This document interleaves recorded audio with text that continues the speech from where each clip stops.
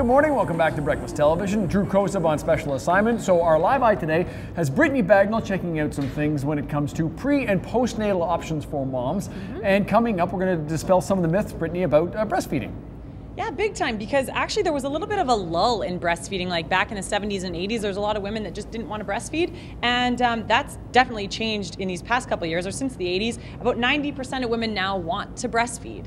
Oh, all right. Yeah. So, and a lot of women have problems breastfeeding. That's one of the biggest challenges. It's something that a lot of people think, or a lot of women think, just comes naturally and the baby will just latch on. But in fact, there are women, even down here at the Youville Center, that are able to help you with how to help your baby latch. And you've actually got a lady who's got questions, right?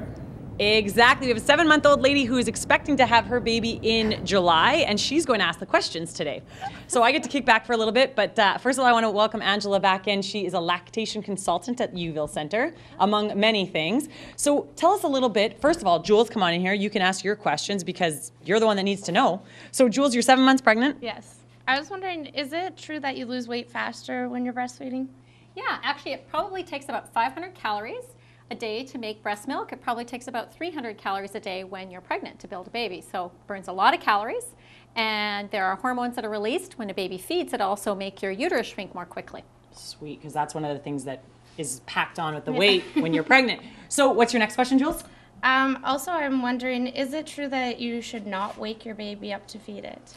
Yeah, I think the old wives' tale of never wake a sleeping baby generally is the rule of thumb for most babies. However, most babies will wake quite often. Their tummies, as we talked about earlier, are really small, and so they have to eat really often, which is a great way to stimulate milk supply. Within the first 6 weeks, you build almost your maximum milk supply, and it's done by feeding the baby really often. So normally, a breastfed baby will feed every 1 to 4 hours, which means they're waking up at night to feed. So we would expect a baby to wake at night. Sometimes, if they're jaundiced or they're really sleepy, they won't wake to feed, and that's when we break that rule. Okay. But most of the time, you can kind of just let your baby guide you, because babies know when they're hungry, and they know when they're full, and it's one of the wonderful things about breastfeeding. All right, and my last question is, I have to go back to work about 6 weeks after the baby's born, and I really want to continue breastfeeding. What are my options? That's an excellent question, and that's a real challenge. I mean, the nice thing in Canada is most of us have maternity leave, but sometimes for some reasons people go back to school or go back to work, and I've met many women who continue to breastfeed. There are many different ways to do that.